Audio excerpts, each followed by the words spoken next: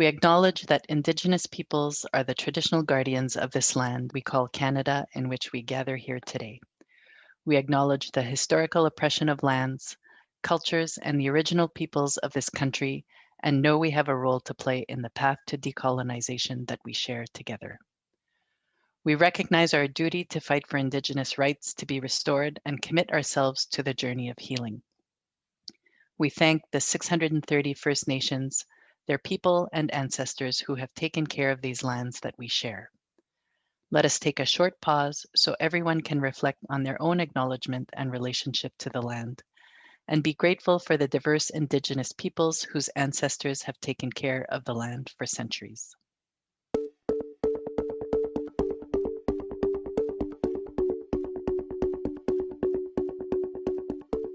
This is the RAIC Podcast on Architecture, and I'm this season's host, Mona Lemoine. This season is part of a series of activities and events leading into the 2021 Congress on Architecture and the development of a climate action plan. The RAIC 2021 Congress on Architecture will be held on October 4th, 2021, World Architecture Day, and will address climate action and architecture in Canada. In this episode, RAIC Congress on Architecture Steering Committee member Joanne Perdue talks with World Green Building Council CEO Cristina Gamboa about how the World GBC's network is taking action to deliver a net zero carbon, healthy, resilient, and equitable built environment. Joanne is a Canada Clean 50 honoree, former board member of the Canada Green Building Council, a member of the RAIC Committee on Regenerative Environments, and the RAIC Congress Steering Committee. She is a licensed architect with the Alberta Association of Architects. In her current role as Associate Vice President Sustainability at the University of Calgary, she has been instrumental in advancing the university's climate action plan and sustainable buildings practice in concert with advancing the broader institutional sustainability strategy. My name is Joanne Perdue, and I have the pleasure of welcoming Christina Gamboa to this episode of the RAIC Podcast on Architecture. Christina Gamboa is the Chief Executive Officer of the World Green Building Council, the strongest local, regional, global network of 70 green building councils and their nearly 36,000 members, catalyzing the uptake of sustainable buildings for everyone, everywhere. Prior to joining the World GBC in November 2018, Christina was CEO of the Columbia Green Building Council. Thanks to her active, committed, and collaborative leadership style, she achieved multiple milestones and enabled sustainability in infrastructure to become mainstream in her home country. She also has expertise in the fields of economic research, journalism, and international affairs. Christina, thank you for joining us today. Thank you, Joanne. Thank you so much for the invitation. I'm very happy to join you today. Christina, for those listeners that may not yet be familiar with the World GBC, can you provide a short introduction? What is your purpose? Who is your membership? And how do you work as a global convener?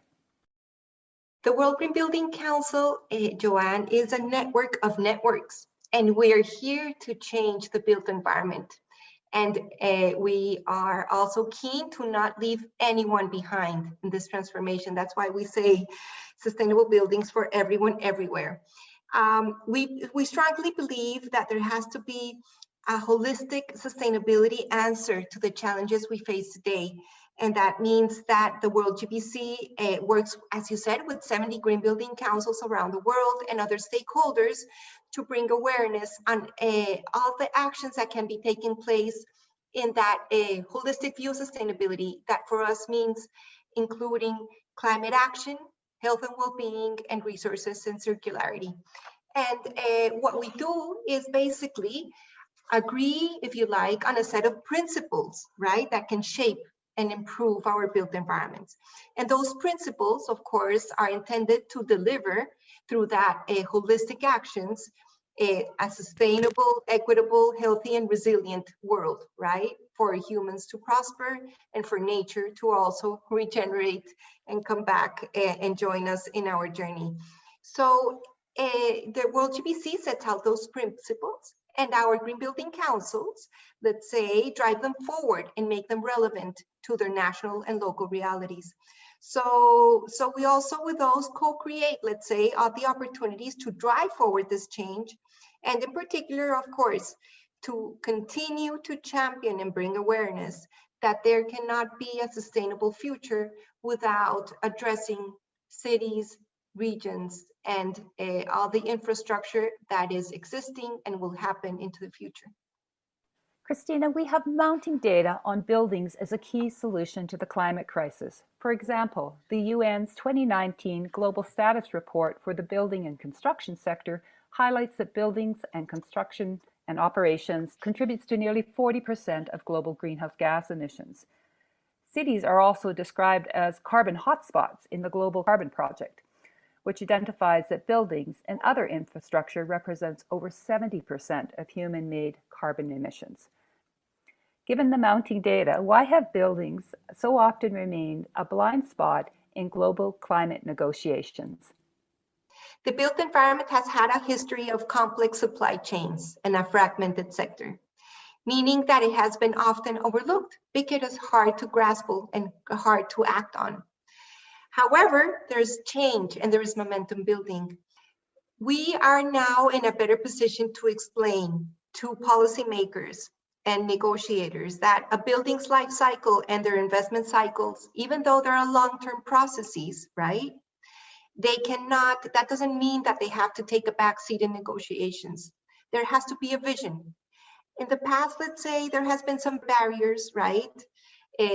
Addressed principally going through energy efficiency in buildings, but now the matters are more urgent. We know from the climate science and from the Sustainable Development Goals that we need to decarbonize fully at the latest by 2050. And so I guess now in global climate negotiations, there's a realization also that we can deliver on those carbon emissions reductions in a very cost-effective way, addressing the built environment, and also creating millions of jobs that can be really at the center of this transition. In that context, and also I think it's interesting to share that in past negotiations, buildings have not been really in the agenda. In COP21, they were partially addressed. There was a Buildings Day, if you like. And 5 years on after the Paris Agreement, this year the UK government has accepted to host a Cities, Regions and Built Environment Day, meaning that this topic is going to be across every day at COP26 in Glasgow between the 31st of October and the 12th of November, and also meaning that all the campaigning we do, all the awareness raising we do, all those opportunities will have the opportunity to be heard by negotiators that are expected to be more ambitious in their policy commitments, by us championing that this is doable, that we can cut those energy related emissions from the built environment, which are 40%, as you mentioned, and that it's a matter of building that ambition loop, having policymakers drive forward the vision of the possible by the private sector and the public sector enabling further change. Yeah, it's been overdue. For the upcoming COP26, then I just wanted to clarify. So there will be buildings across the event then, as opposed to an individual buildings day. So for us, the campaign will start from the first day of COP. There's other days, the energy transition, there's also nature-based solutions, other topics like that, where the built environment is also critical to enabling those matters. And we will bring heightened awareness with the support of the UK government, and in particular, the high-level climate champions. There is right now a moment where there is a synergy of positions that has been enabling us to drive forward the messaging in a much clearer way than in previous climate negotiations. And that's the golden opportunity. And we have several, like three to five key pillars we're driving forward.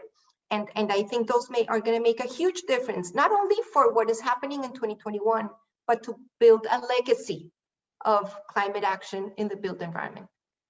Fantastic. And what outcomes do you hope for from COP26? So let me start maybe bringing down the 5 priorities that we think around the campaigning, around that theme of cities, regions, and built environment day, and then we can go and scale them up. Do they measure up to be a success or not? Yeah. I guess the first one, of course, is to establish that the built environment is a critical sector for climate action and the economic recovery. This is a matter that sometimes is not top of mind yet, and we need to rally and champion it strongly. We want wider recognition for the potential of the sector in climate action. That means, of course, its potential in mitigation, adaptation, and resilience, but also the Build Back Better campaign, which means maximizing job creation with health and equity benefits.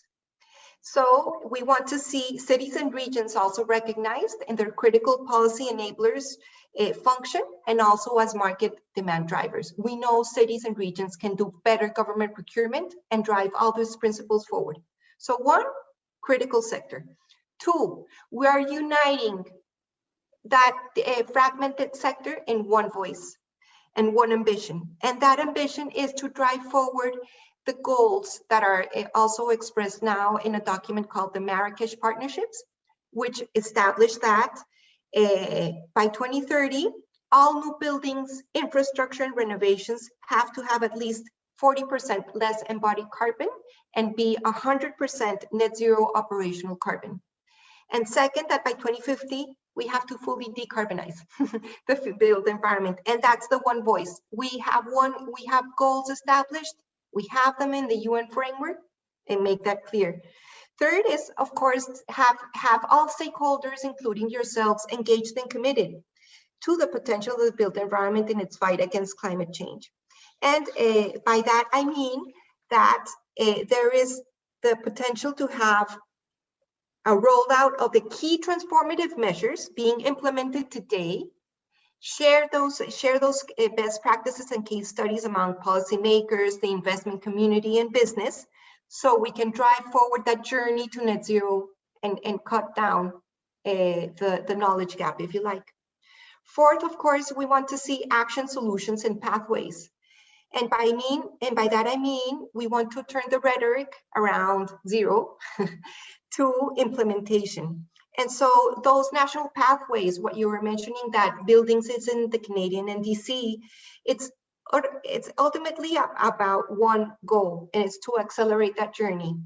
And fifth, of course, it's bringing that radical collaboration, and that means the cross-sector dialogue from investor and ownership to the ones that are building, and also the owners, to further move these ambitions forward. And what success would look like in that long introduction is, and sorry for that long one, but it's such a big opportunity, is that we need a breakthrough statistics at COP26, which we're working for. And that is through Race to Zero. Have you heard about it? Yes, very much have heard about the Race to Zero. Yeah. I was going to say, I believe it's now the largest ever global alliance of organizations committed to reach net zero no later than 2050, and representing substantial GDP and global carbon emissions. It's very exciting. Yes. Exactly. And so, for example, that voice of Canadian architects, of Canadian businesses, local governments, by joining Race to Zero, you can actually drive forward that momentum and that breakthrough moment. We have the built environment as a goal. That means that we need to find and that breakthrough is that we need 20% by revenue of every sector committing to the Race to Zero. And we're close. So the moment to act and to join is now, because in that way we will send that signal that this, let's say, acceleration point is going to happen, and then we can move further faster, as high-level climate champions express it. The RAIC provides a national voice for Canadian architects. How could the RAIC support this effort? So I would say to explain to all your constituencies how to join the Race to Zero. There is also a pathway, which is a front runner initiative, which is World GBC's net zero carbon buildings commitment. And it's a front runner because a Race to Zero calls for net zero by 2050. World GPC is advocating to advance decarbonization by 2030, right? And we have cities, businesses, and other stakeholders committing to that vision. Because further than committing, it's of course sharing the best practices inherent to that commitment. When you are ready to be at that level, you're already expressing, we've got this, and we're ready to share it. And it's critical because we see that cities need to transition to a low carbon and resilient future. And that needs all the depth and knowledge and the capacity of designers, of specifiers, of engineers to really get the designs today correctly, because that infrastructure is going to be with us for a very, very, very long time. And so tapping into the big campaigns, making it relevant and significant for those who are already on the journey. And of course, identifying those that maybe are not there yet, to let them know also that if they join today this transformation, they will be also ready for the future policy changes. One of the big questions that is weighing heavy on my mind is the ecological impact of the resource consumption required to do this work, particularly if we follow a business as usual model. There are also equity questions in terms of who gets access to finite resources in a global supply chain. How is this conversation unfolding in the international green building community? How to go about those massive resources. That's why we feel so strongly about that holistic definition of sustainability. We have to bring forward the technical topic of scope 3 of embodied emissions. And really, hopefully, there will be a rollout in the price for carbon, for actually all those negative externalities to be properly addressed from an information perspective, from a procurement perspective, and that solutions from the performance of how you design the infrastructure, the assets, is prioritized. And that will make trickling down of where those resources are sourced from a more important conversation. I think that's very important. And from the other side is also understanding that for people to also care about the quality of the infrastructure. It means there has to be like a more approachable data set, if you like, for them to understand what quality infrastructure is. And right now there is a gap. There is a big information gap. In the building side, we've advanced a lot in sustainable buildings. From the infrastructure side and the gap where that builds community and cities, we need a better conversation on what it means to have the clean energy transition, decarbonized grids, transportation that promotes electric vehicles, buildings that are hopefully electrified. The natural gas debate is a huge one, and that we unlock better designs today, better operations, and a synergy of policies that unlocks, those better ambition loops. I'm going to say again, how the information is better made in different spots of the value chain.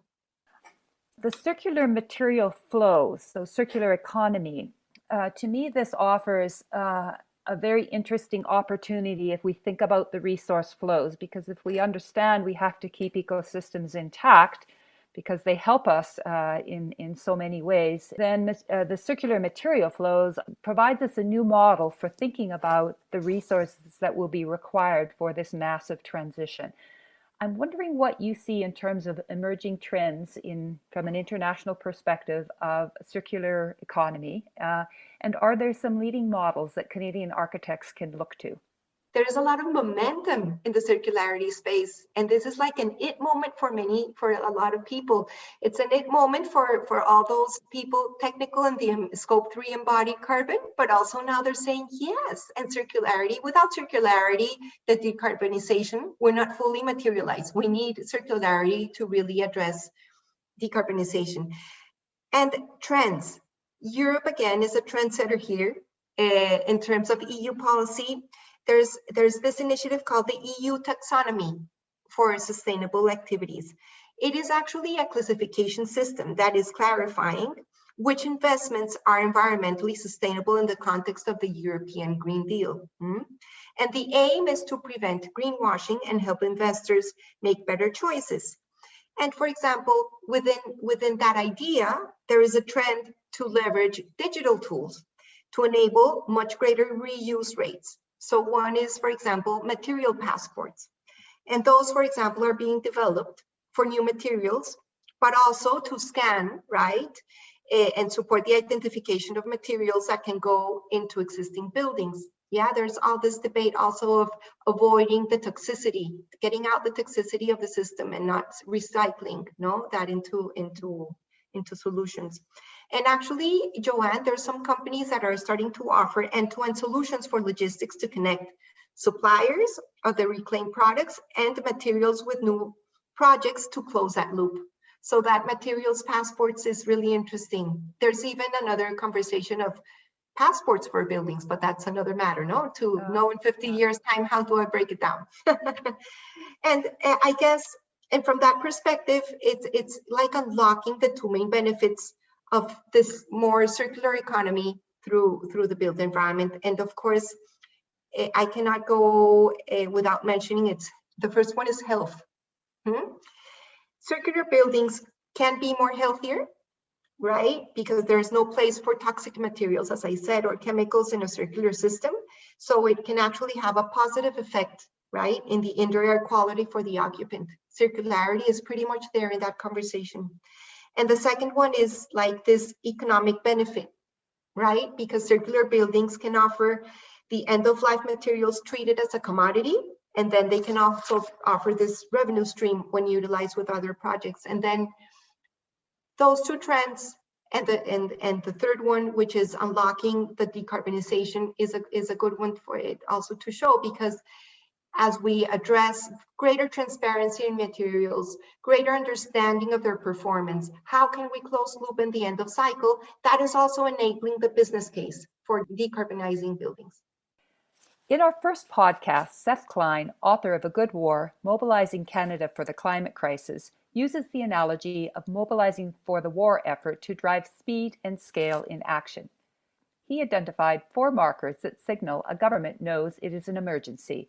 They spend what it takes to win, they create new economic institutions to get the job done, they move from voluntary to mandatory measures, and they tell the truth about the severity of the crisis.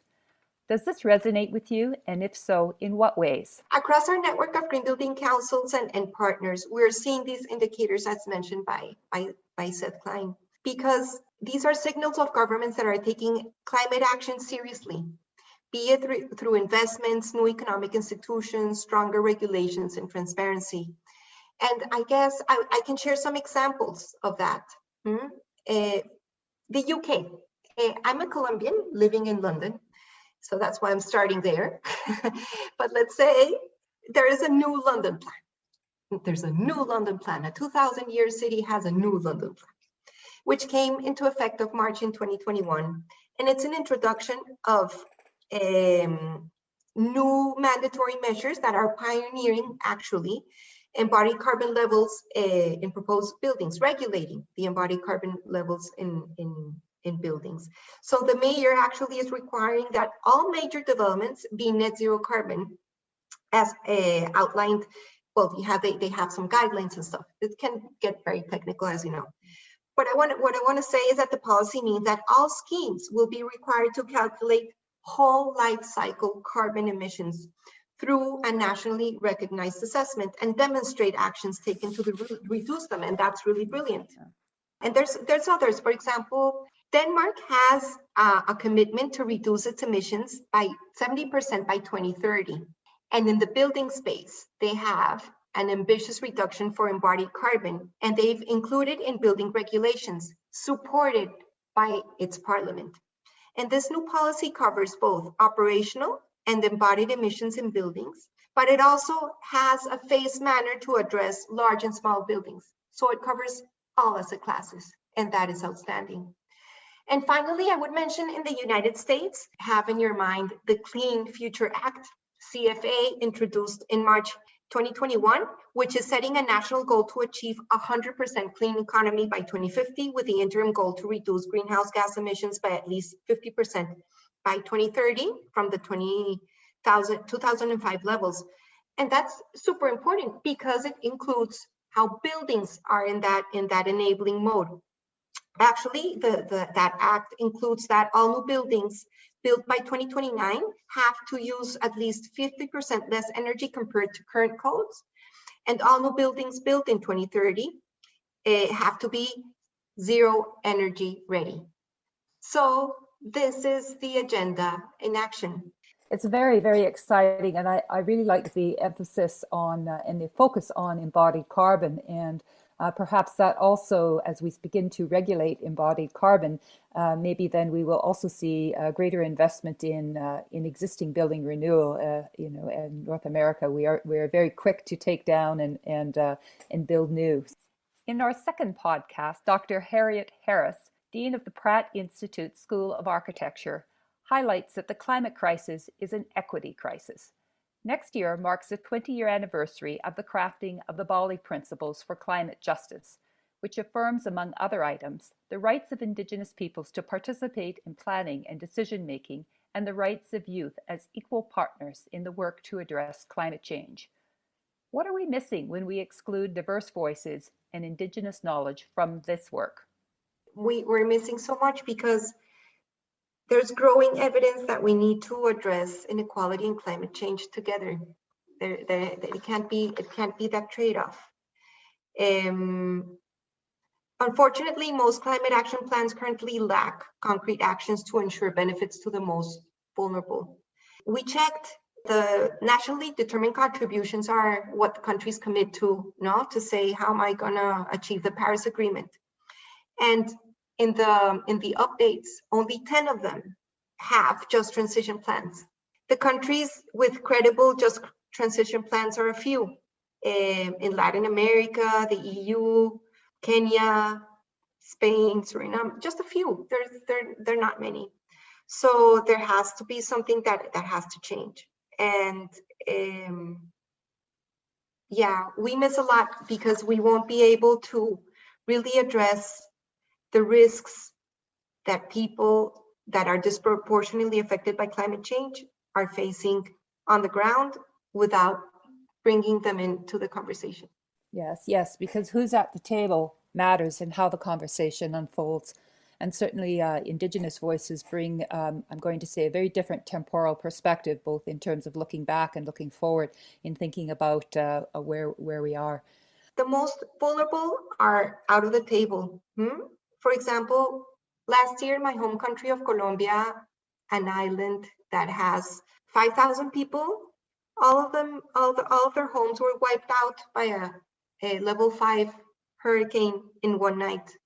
And then the planning on how to go about restoring their island is not made by them. It's imposed by policymakers that come in and fly, and they are not even designing to their local architecture, what they like, how they lived, and then the cultural aspect of that rebuild is gone, right? And so they lose a lot.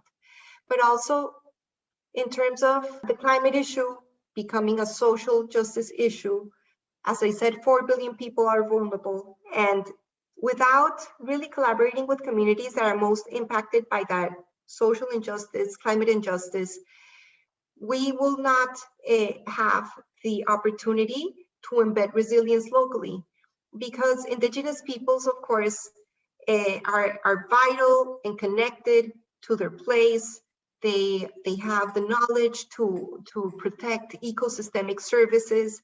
And if we hear them, we may learn a lot more about resilience.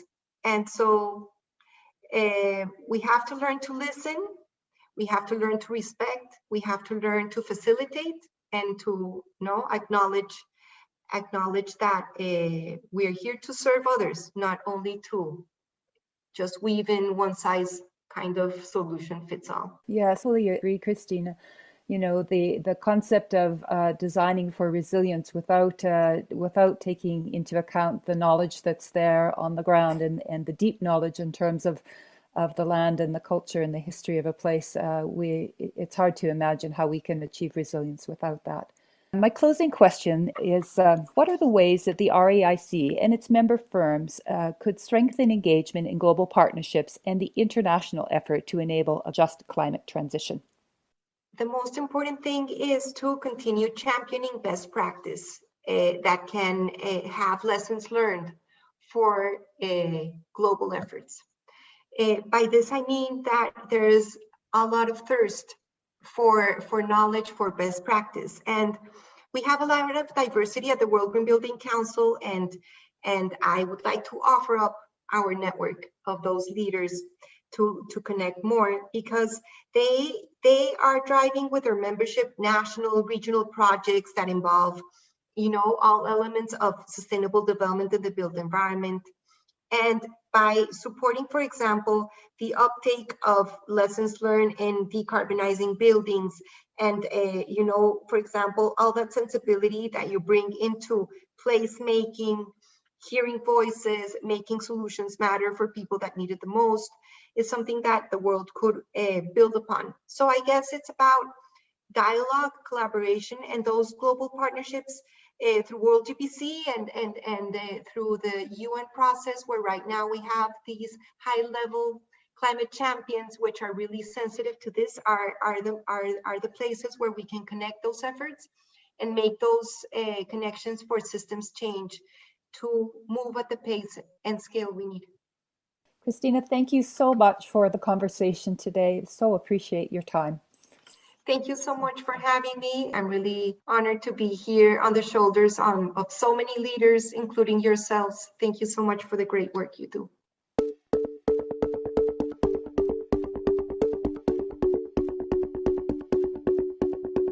Thank you for joining us. That was an RAIC podcast on architecture episode featuring World Green Building Council CEO Christina Gamboa.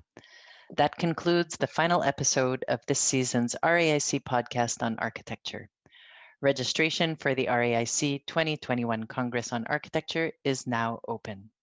We hope that you will join us on October 4th, 2021 for the chance to exchange, network, and learn from some of the industry's most influential leaders in climate action and architecture. Visit www.raic.org/Congress 2021 to register for Congress and to tell us what you thought of this season and its episodes.